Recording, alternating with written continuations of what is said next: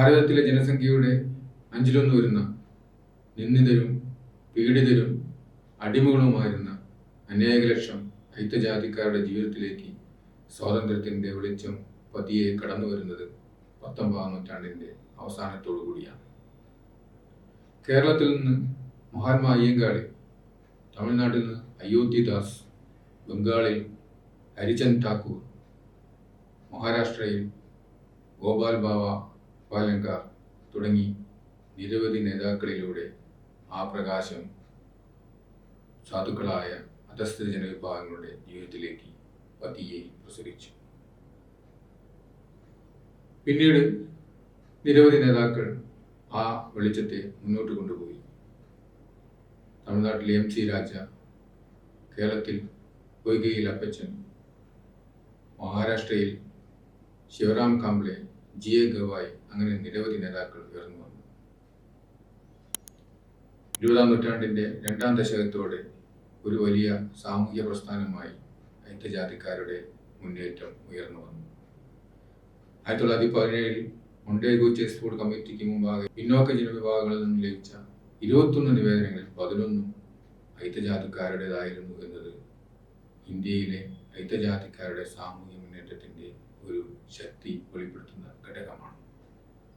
ഈ കാലഘട്ടത്തിലെ അധസ്ഥിത ജനവിഭാഗങ്ങളുടെ സാമൂഹ്യ മുന്നേറ്റത്തിൻ്റെ ഒരു പ്രത്യേകത എന്നത് അതിനു പിന്നിൽ ഉന്നതജാതിക്കാരായ പരിഷ്കരണവാദികളുടെ അധസ്ഥിത ജനവിഭാഗങ്ങളുടെ സാമൂഹ്യ മുന്നേറ്റത്തിൻ്റെ സവിശേഷത എന്നത് അതിനു പിന്നിൽ പ്രവർത്തിച്ചിരുന്ന, അതിന് പിന്തുണയുകയിരുന്ന ഉന്നത ജാതിയിൽപ്പെട്ട സാമൂഹ്യ വിപ്ലവകാരികളുടെ പിന്തുണയായിരുന്നു.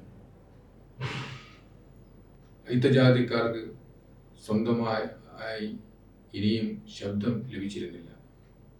അവർക്ക് വേണ്ടി മറ്റുള്ളവരായിരുന്നു സംസാരിച്ചിരുന്നത്. ഈ സാഹചര്യത്തിലാണ് അയിത്തജാതിക്കാരുടെ നിന്നും ഒരു യുവാവ് അവരുടെ തന്നെ ശബ്ദമായി മുന്നോട്ട് കടന്നു വരുന്നത്. ഭീംറാവു രാംജി അംബേദ്കർ ആയിരുന്നു അത്. അന്ന് ബോംബെയിലെ സെഡൻഗാം കോളേജിലെ ഒരു താൽക്കാലിക പ്രൊഫസറായിരുന്നു അംബേദ്കർ. 1919 ജനുവരി 27-ന് സൗത്ത് ബരോ കമ്മിറ്റി മുമ്പാകെ മൊഴി നൽകിക്കൊണ്ട് അംബേദ്കർ തൻ്റെ ചരിത്ര ദൗത്യത്തിന് നാന്ദി കുറിച്ചു. അന്ന് അദ്ദേഹം ഏതെങ്കിലും സംഘടനയുടെയോ പ്രസ്ഥാനത്തിൻ്റെയോ ഭാഗമായിരുന്നില്ല.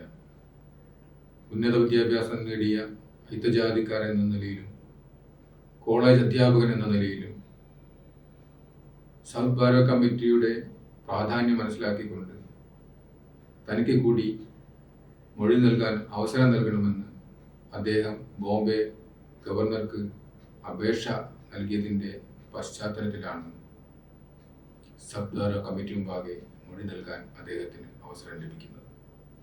മൊണ്ടേഗു ചെസ് ബോർഡ് ഭരണപരിഷ്കാരങ്ങളുടെ ഭാഗമായി രാജ്യത്ത് നടപ്പാക്കേണ്ട തെരഞ്ഞെടുപ്പ് സംവിധാനത്തെക്കുറിച്ച് പഠിച്ച് നിർദ്ദേശം സമർപ്പിക്കുന്നതിനാണ് ബ്രിട്ടീഷ് സർക്കാർ സൗത്ത് ബാരോ കമ്മിറ്റിക്ക് രൂപം കൊടുത്തത്. സൗത്ത് ബാരോ കമ്മിറ്റി മുമ്പാകെ മൊഴി നൽകുമ്പോൾ അംബേദ്കർ വരാൻ പോകുന്ന കാലഘട്ടത്തിൻ്റെ സൂചനകൾ തിരിച്ചറിയുകയും തൻ്റെ ജനതയുടെ ആവശ്യങ്ങൾ വളരെ വ്യക്തതയോടെ അവതരിപ്പിക്കുകയും ചെയ്തു. അയിത്തജാതിക്കാർ ഹിന്ദു സമൂഹത്തിൻ്റെ ഭാഗമല്ലെന്നും അവർക്ക് പ്രത്യേക നിയോജകമണ്ഡലങ്ങൾ ഏർപ്പെടുത്തണമെന്നും അവരുടെ ജനസംഖ്യയ്ക്ക് ആനുപാതികമായ സീറ്റുകൾ അവർക്ക് അനുവദിക്കണമെന്നും അംബേദ്കർ സൗത്ത് ബാരോ കമ്മിറ്റി മുമ്പാകെ മൊഴി നൽകി. സൗത്ത് ബാരോ കമ്മിറ്റിക്ക് അദ്ദേഹം സമർപ്പിച്ച മെമ്മോറാണ്ടത്തിൽ അദ്ദേഹം ഇപ്രകാരം പറഞ്ഞു: അയിത്തജാതിക്കാരും ഹിന്ദുക്കളും തമ്മിൽ സമാനതകളില്ല. അതുകൊണ്ട് തന്നെ അയിത്തജാതിക്കാരെ പ്രത്യേകമായി പരിഗണിക്കണം. ബോംബെ നിയമസഭയിലെ 100 അംഗങ്ങളിൽ 9 പേർ അയിത്തജാതിക്കാരിൽ നിന്നായിരിക്കണം. ഇന്ത്യയിലെ ദേശീയ പ്രസ്ഥാനത്തിൻ്റെ ഗതിവിഗതികൾ പരിശോധിക്കുന്ന ആർക്കും മനസ്സിലാകുന്ന ഒരു കാര്യമുണ്ട്. സാമൂഹ്യ വിഷയങ്ങളിൽ അനുകമ്പ കാണിക്കുന്നവരുടെ എണ്ണം കുറഞ്ഞു വരുന്നു എന്നതാണത്. എന്നാൽ അതിനെതിരെ ചിന്തിക്കുന്നവരുടെ എണ്ണം പെരുകുന്നുമുണ്ട്. രാഷ്ട്രീയ സമരം മുന്നേറിയപ്പോൾ സാമൂഹ്യ പരിഷ്കരണത്തിനു വേണ്ടിയുള്ള സമരങ്ങൾ അവഗണിക്കപ്പെടുകയും ഇല്ലാതാവുകയും ചെയ്തു. പ്രാർത്ഥനാ സമാജ്, ബ്രഹ്മസമാജ് എന്നിവയുടെ ഉന്നതമായ സ്വാധീനം വിസ്മൃതമായി. അത് ഭാവിയിലേക്ക് യാതൊന്നും അവശേഷിപ്പിച്ചിട്ടില്ല. ഒരു വർഗത്തിന് മാത്രം ലഭിക്കുന്ന വിദ്യാഭ്യാസം വിമോചനത്തിലേക്ക് നയിക്കില്ല. അത് വർഗ താല്പര്യം സംരക്ഷിക്കുന്നതിനും ന്യായീകരിക്കുന്നതിനും മാത്രമേ പ്രയോജനപ്പെടുകയുള്ളൂ. അതൊരിക്കലും അടിച്ചമർത്തപ്പെട്ട ജനവിഭാഗങ്ങൾക്ക് വിമോചകരെ സംഭാവന ചെയ്യുകയില്ല. അതെപ്പോഴും ഭൂതകാലത്തെ വാഴ്ത്തുന്നതും നിലവിലെ വ്യവസ്ഥയുടെ ചാമ്പ്യന്മാരെ സൃഷ്ടിക്കുന്നതുമായിരിക്കും. ഇതുവരെയുള്ള വിദ്യാഭ്യാസത്തിന്റെ ഫലം അതല്ലേ കാണിക്കുന്നത്. ഈ പ്രവണതയ്ക്ക് ഭാവിയിൽ എന്തെങ്കിലും മാറ്റമുണ്ടാകുമെന്ന് പ്രതീക്ഷിക്കാനും വകയില്ല. അതിനാൽ അയിത്തജാതിക്കാരെ ഉയർന്ന ജാതിക്കാർ ദയാവായ്പിന് വിട്ടുകൊടുക്കാതെ അവർക്ക് അവരുടെ സാമൂഹ്യ സ്ഥാനം സ്വയം നിശ്ചയിക്കാനുള്ള അധികാരം നൽകുന്ന നയസമീപനം സ്വീകരിക്കണം. അയിത്തജാതിക്കാരുടെ സ്വതന്ത്രമായ ശബ്ദം അന്നാദ്യമായി രാജ്യത്ത് ഉയരുകയായിരുന്നു. സൗത്ത് ഭാരത് കമ്മിറ്റി മുമ്പാകെ മൊഴി നൽകിയ അംബേദ്കർ വിദ്യാസമ്പന്നരായ യുവാക്കളുടെ നേതാവായി മാറാൻ അധികം സമയം വേണ്ടി വന്നില്ല. എസ് ശിവതർക്കർ, ദത്തോബ പവാർ തുടങ്ങിയ നിരവധി ചെറുപ്പക്കാർ അംബേദ്കർക്ക് ചുറ്റും അണിനിരന്നു. തങ്ങളുടെ സമൂഹത്തിന്റെ വിമോചനത്തിന് വേണ്ട മാർഗങ്ങളെക്കുറിച്ച് ഈ യുവാക്കൾ ചർച്ച ചെയ്യുകയും ചിന്തിക്കുകയും അതിനാവശ്യമായ പ്രവർത്തന പദ്ധതികൾക്ക് രൂപം കൊടുക്കുകയും ചെയ്തു. ബഹിഷ്കൃത് ഹിതകാരുണ്യ സഭ എന്ന പേരിൽ ഒരു സംഘടനയ്ക്ക് ഈ യുവാക്കൾ രൂപം കൊടുത്തു. ഏതാണ്ട് 300ഓളം പേർ സംഘടനയുടെ ഭാഗമായി. അയിത്തജാതിക്കാരുടെ വിമോചനത്തിന് ശക്തി പകരുന്നതിന് ഒരു പത്രം ആരംഭിക്കുക എന്നതായിരുന്നു ഈ യുവാക്കളുടെ സ്വപ്നം. പത്രം ആരംഭിക്കാൻ അവരുടെ കയ്യിൽ പണമില്ലായിരുന്നു. അതുകൊണ്ട് അവരുടെ ലക്ഷ്യത്തിന് സഹായം നൽകുന്ന ആരെങ്കിലും സമീപിക്കാൻ അവർ തീരുമാനിച്ചു. കൊൽഹാപൂരിലെ ഷാഹു മഹാരാജാവ് അക്കാലത്തെ വളരെ പ്രമുഖനായ പുരോഗമനവാദിയും പരിഷ്കരണവാദിയുമായ ഒരു രാജാവായിരുന്നു.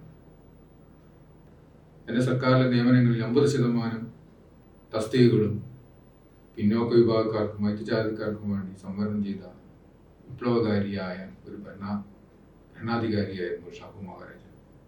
ഷാഹു മഹാരാജാവിനെ ദത്തോബ പവാറിന് പരിചയമുണ്ടായിരുന്നു.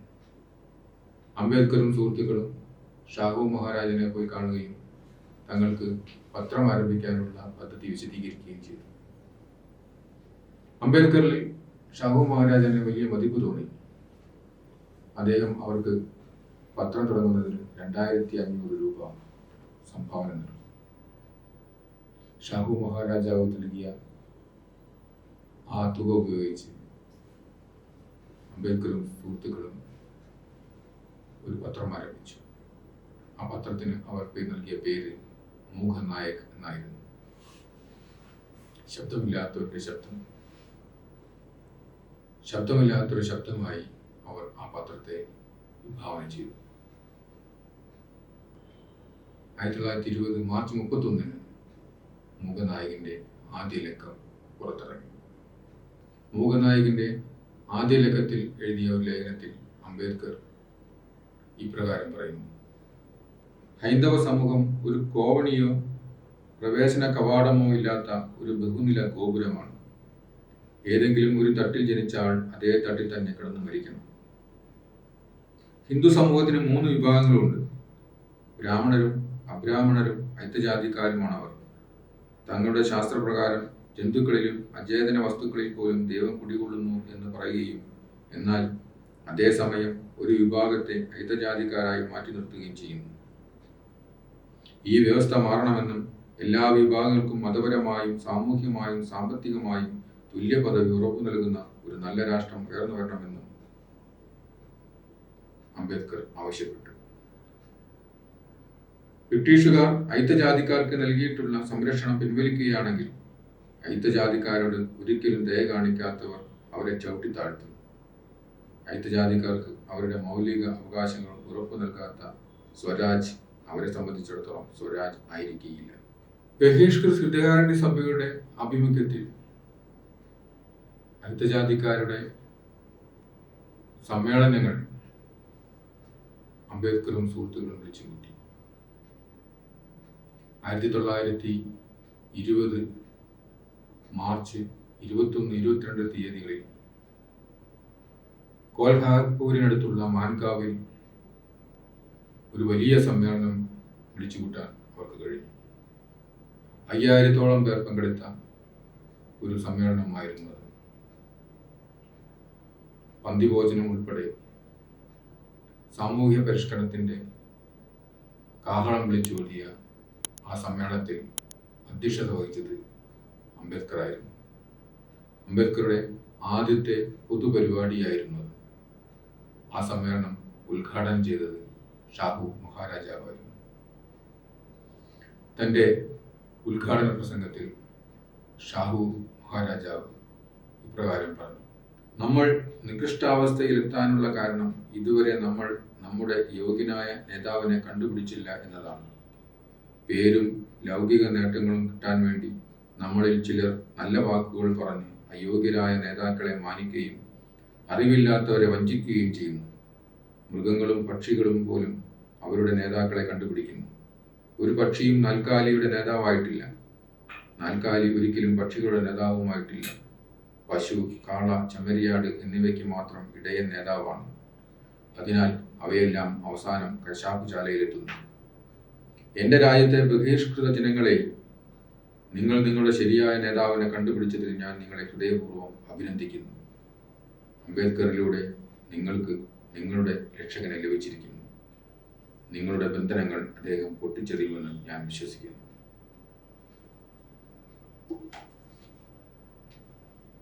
ഷാഹു മഹാരാജാവിൻ്റെ വാക്കുകൾ പൊന്നായി മാറുന്നത് പിന്നീട് നമ്മൾ കണ്ടു.